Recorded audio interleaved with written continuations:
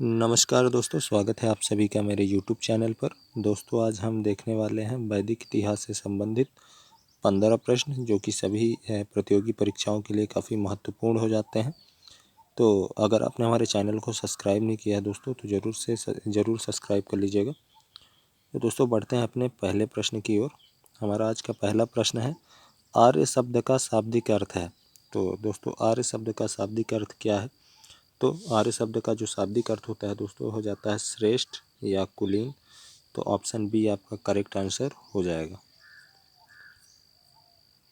इनमें से किस फसल का ज्ञान वैदिक काल के लोगों को नहीं था?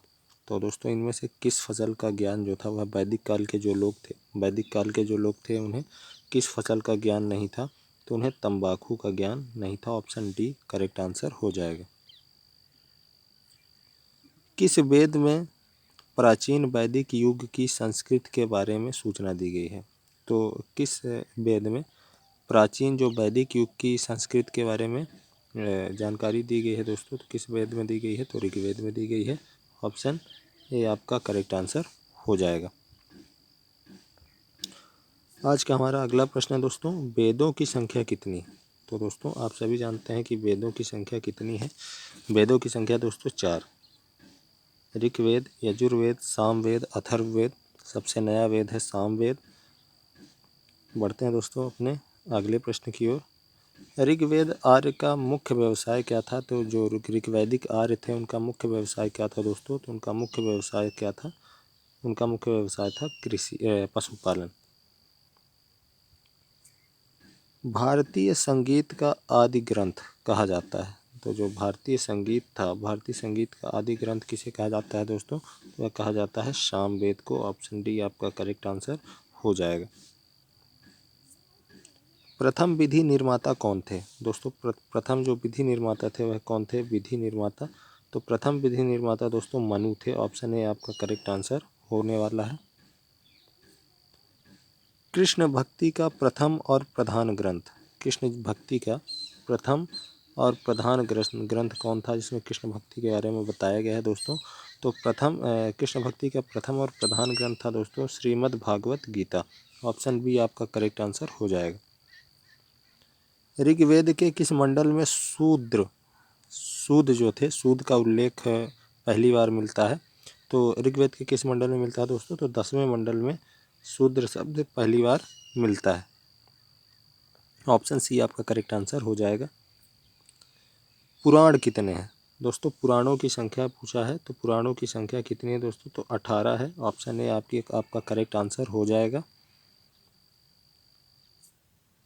किस देवता के लिए पुरंदर, दोस्तों किस देवता के लिए पुरंदर शब्द का प्रयोग हुआ है? तो किस देवता के लिए पुरंदर शब्द का प्रयोग हुआ दोस्तों?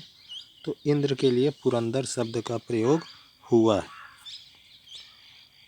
आर्य भारत में सर्वप्रथम कहाँ बसे थे? तो आर्य भारत में सर्वप्रथम जब बाहर से ही आए थे, और ये सर्वप्रथम भारत में कहाँ बसे थे? तो पंजाब क्षेत्र में बसे हुए थे। मीमांसा या पूर्व मीमांसा शब्द के प्रतिपादक कौन है? तो ये इसके जो प्रतिपादक हैं वह जैमिनी जी हैं। ऑप्शन ए आपका करेक्ट आंसर हो जाएगा। मीमांसा या पूर्व मीमांसा के दर्शन के प्रतिपादक जैमिनी जी। दसराज युद्ध किस नदी के तट पर लड़ा गया था? तो यह लड़ा गया था दोस्तों दसराज युद्ध, जो 10 राजाओं का प्रमुख युद्ध था वह किस नदी के किनारे लड़ा गया था? तो यह परुष्णी या परुषी नदी के किनारे, परुश्री नदी या परुष्णी नदी के किनारे लड़ा गया था। तो ऑप्शन डी आपका करेक्ट आंसर हो जाएगा। ऑप्शन डी जो है आपका करेक्ट आंसर है। योग दर्शन के प्रतिपादक कौन है? तो दोस्तों योग दर्शन के प्रतिपादक कौन है? तो जो योग दर्शन है उसके प्रतिपादक हैं पतंजलि। यह योग दर्शन के प्रतिपादक हैं। तो दोस्तों आज के हमारे मुख्य प्रश्न थे जो कि हमने वैदिक सभ्यता से जो है वैदिक काल के इतिहास से उठा के जो इम्पोर्टेंट थे उन्हीं 15 प्रश्नों को हमने चुना है और 15 प्रश्नों को आपके सामने लेकर आया है। तो दोस्तों अगर आपको पसंद आया हो तो हमारे चैनल को ज़रूर सब्सक्राइब कर लीजिएगा। तो दोस्तों मिलते हैं अपने नेक्स्ट वीडियो में। बहुत बहुत धन्यवाद।